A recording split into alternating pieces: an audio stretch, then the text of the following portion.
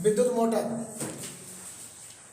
विद्युत मोटर, विद्युत मोटर से क्या होता है? विद्युत मोटर से हम लोग विद्युत ऊर्जा को यांत्रिक ऊर्जा में बदल देते हैं। विद्युत ऊर्जा को यांत्रिक ऊर्जा में बदल देते हैं। तो हम लिख सकते हैं विद्युत मोटर को कि विद्युत मोटर से विद्युत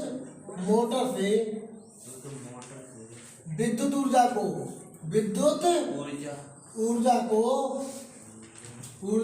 को यांत्रिक ऊर्जा में बदलते हैं। किसमें बदलते हैं? यांत्रिक ऊर्जा में बदलते हैं। ठीक है ना? जिसके उपयोग से हम क्या वाहनों को, है ना, या फिर घर में ट्यूबवेल वगैरह पानी निकालते हैं तो उसमें, या फिर चक्की नहीं, चक्की होता है, आटा चक्की वगैरह, है ना, जहाँ भी हमें मतलब किसी को घुमाने की जरूरत पड़ती है मोटर का उपयोग करते हैं। ठीक है ना? विद्युत मोटर का उपयोग करते हैं। किसी चीज को घुमाने की जरूरत पड़ती है, ठीक है ना, गति देने की जरूरत पड़ती है, ठीक है ना, कूलर पंखा बहुत सी चीजों में उपयोग होता है। ठीक है ना? विद्युत मोटर। ठीक, तो विद्युत मोटर विद्युत ऊर्जा को यांत्रिक ऊर्जा में परिवर्तित करता है, राइट ना? ठीक, उसके बाद मोटर के 3 भाग होते हैं। कितने भाग होते हैं? 3। रचना में लिखोगे, क्या लिखोगे? रचना में लिखोगे विद्युत मोटर के 3 भाग होते हैं। कितने भाग होते हैं? 3 भाग। तो विद्युत मोटर के 3 भाग, या विद्युत मोटर को 3 भागों में विभाजित किया था। ठीक है ना? 3 भाग कौन कौन से होते हैं? 3 भाग क्षेत्र चुंबक होते हैं, है ना? नंबर 1 आर्मेचर मतलब क्षेत्र चुंबक डालो। ठीक है ना? चुंबक नंबर 1 जिसमें क्षेत्र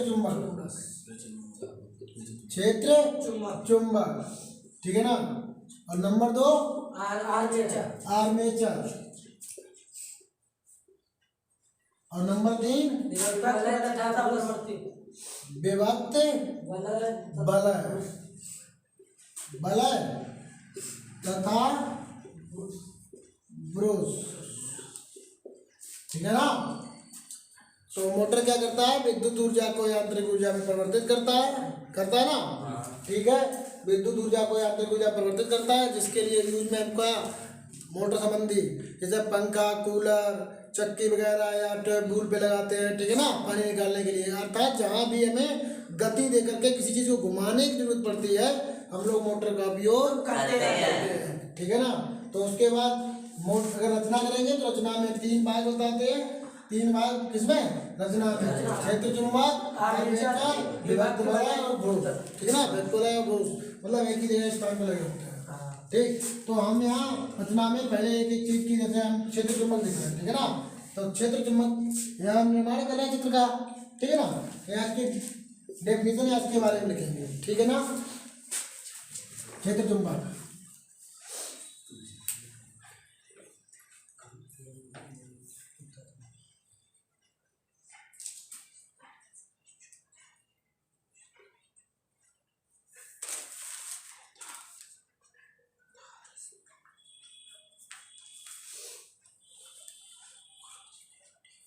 ठीक, इधर से है और एक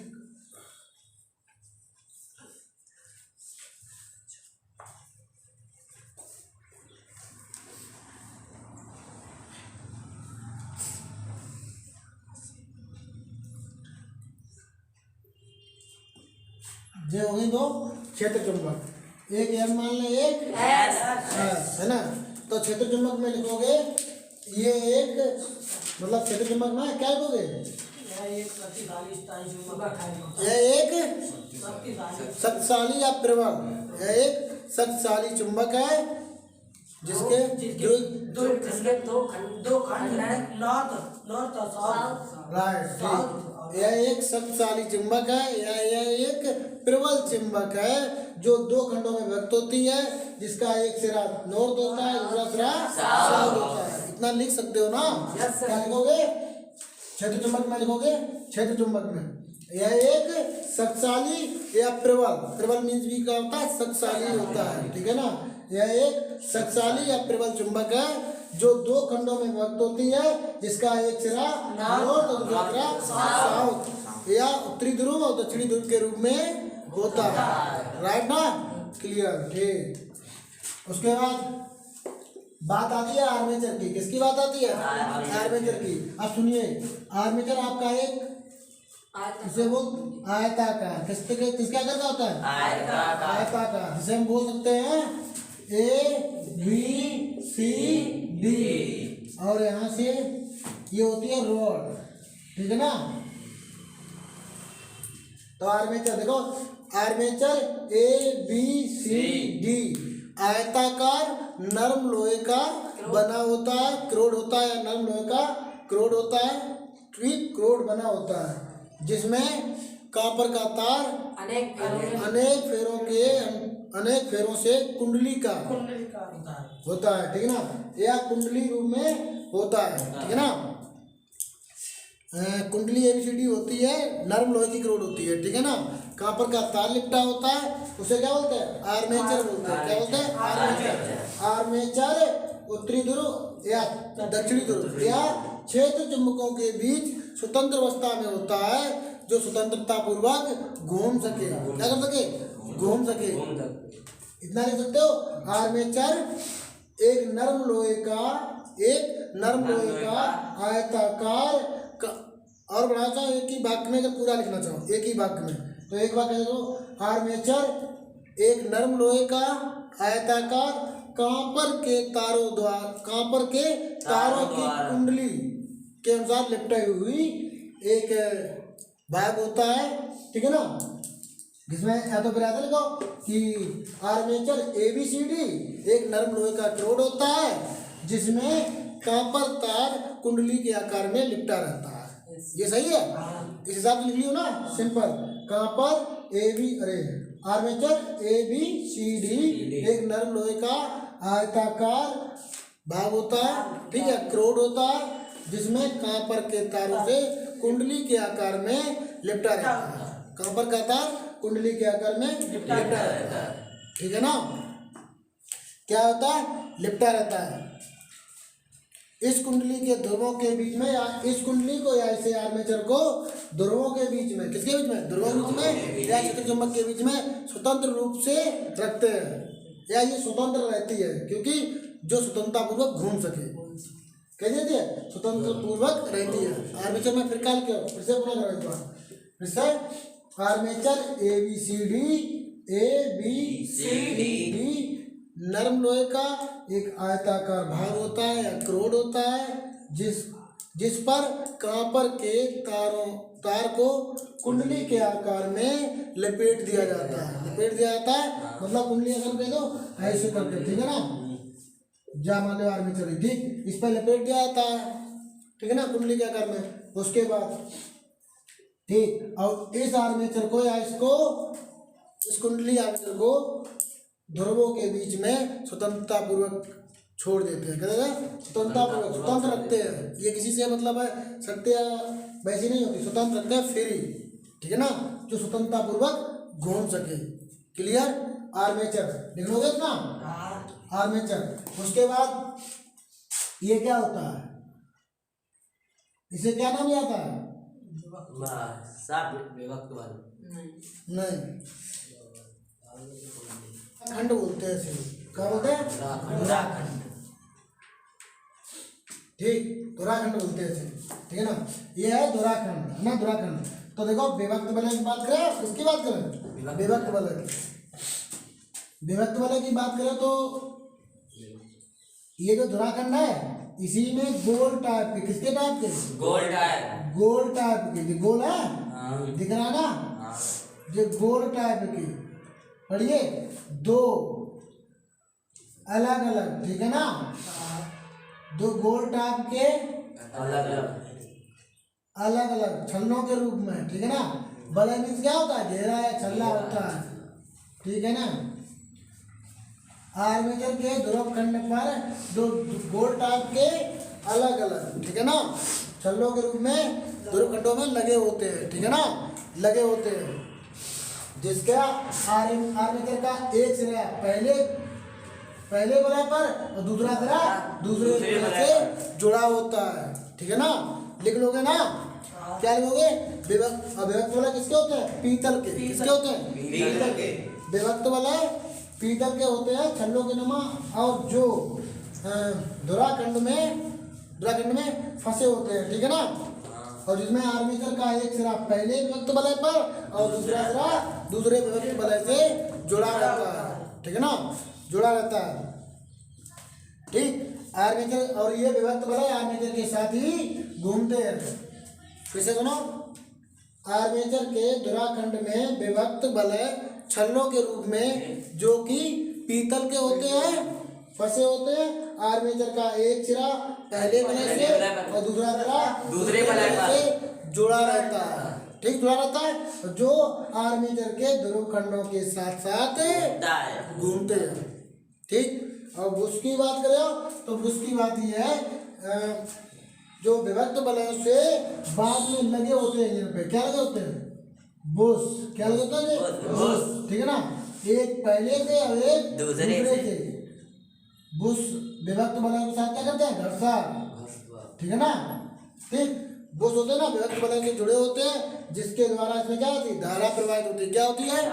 धारा प्रवाहित होती है। आर्मेचर में धारा प्रवाहित इन्हीं बुश से होकर के वलय में और वलय से होकर के आर्मेचर में घूमती है। ठीक है ना, ठीक। इसके बाद चित्र आपका हो गया कंप्लीट। अब तक आप चित्र बनाइए। क्या गुरुजी बल्ब का तो लगे हो गांव भर के?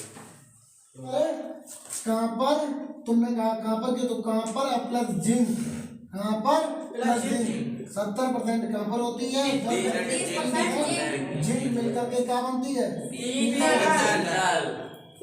100% मिलकर क्या बनती है? पीतल। तो जो कॉपर कार्य करता है वही कार्य है पीतल करता है। तो पीतल के गुण कॉपर के लगभग समान होते हैं, क्योंकि अधिक मात्रा में क्या है? कॉपर है। अधिक मात्रा में क्या? कॉपर है, इसलिए इसके गुण कैसे होते हैं? समान होते हैं। इसीलिए यहाँ पर पीतल की वलय यूज की जाती है। ठीक, अब देखो कार्य विधि क्या होता है? कार्य विधि। अच्छा, यहाँ ये जानते हो, इसे आर्मेचर बोलते हैं। ठीक है ना, आर्मेचर या कुंडली बोलते हैं। क्या बोलते हैं? कुंडली। इसे बोलते हैं, क्या बोलते हैं? कुंडली। आर्मेचर क्या बोलते हैं? धुराखंड बोलते हैं। ठीक, ये अन्यास है, ये ध्रुव है। ठीक है ना, ये क्या है? ये वलय है। ये क्या है? विभक्त मतलब अलग अलग है दो वलय। ठीक, ये वलय है, इन्हें बोलते हैं ब्रुश। ठीक है ना, इस तरह कुछ लोग बनाते हैं, कुछ लोग गोल बनाते हैं इस तरह। ठीक है ना, ऐसे वाले हैं, तो कुछ लोग अलग अलग बनाते हैं। ठीक, अब हम बोल रहे हैं कार्य विधि बताना। क्या होता है इसकी? कार्य विधि। शुरू करें? सुनो, साथ साथ में बोलना, बताना, साथ में बोलना। बैटरी से जब कुंडली में धारा प्रवाहित की जाती है। बैटरी से जब कुंडली में धारा प्रवाहित की जाती है तो उससे पहले क्या होता है? बीसी और एडी।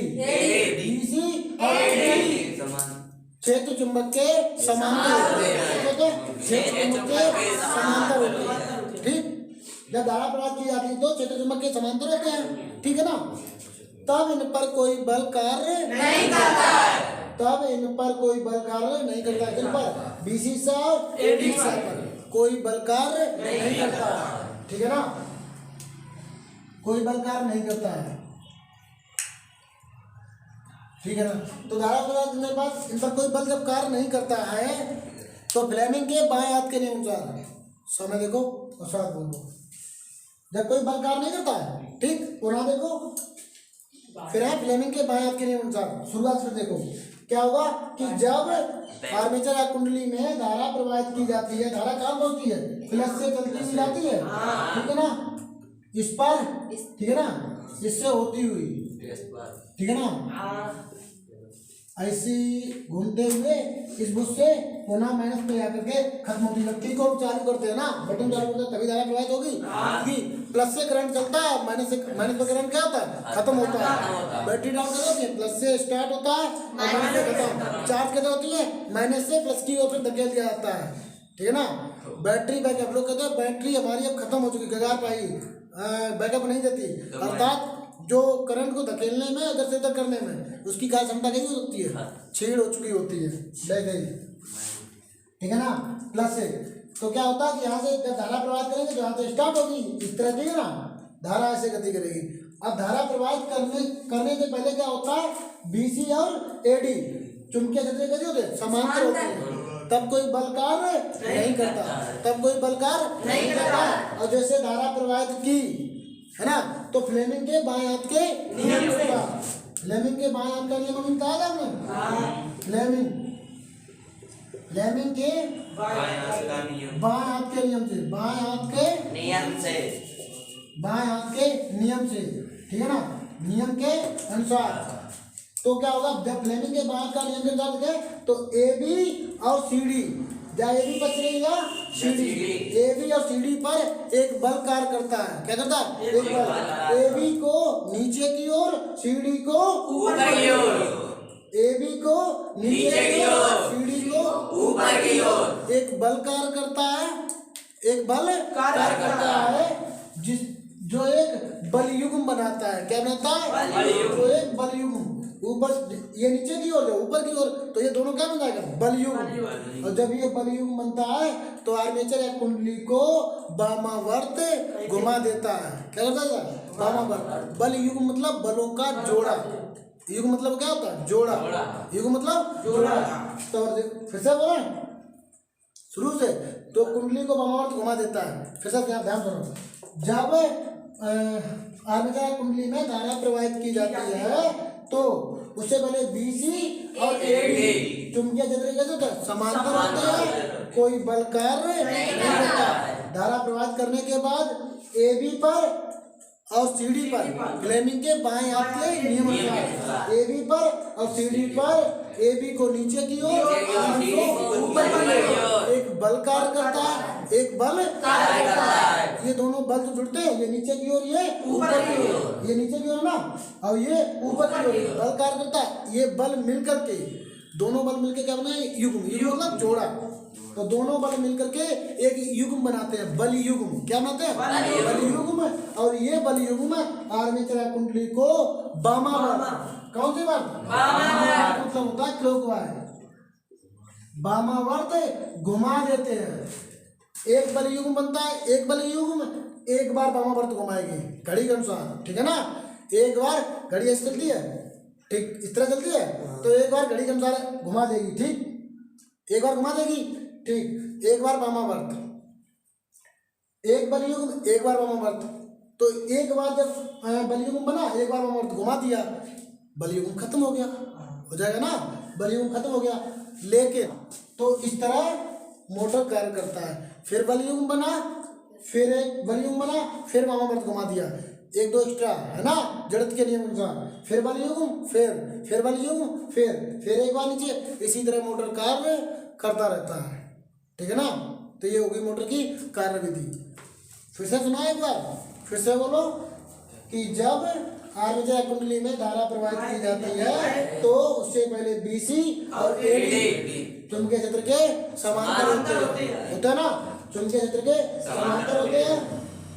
और उसके बाद इस पर कोई बल तो कार्य नहीं करता, कोई बल कार्य नहीं करता, चुंबकीय बल कार्य नहीं करता या कोई बल कार्य नहीं करता। जब उसमें धारा प्रवाहित हो जाती है तो ए बी और सी डी पर एक बल कार्य करता है, ए बी को नीचे की ओर, सीडी को ऊपर की ओर एक बल कार्य करता है। ये बल मिलकर एक बल युग्म बनाते हैं, क्या बनाते हैं, बल युग्म बनाते हैं। और इस बल युग्म, ये बल युग्म है ना, बल चुंबकीय या कुंडली को वामावर्त घुमा देता है, वामावर्त घुमा देता है, ठीक है ना।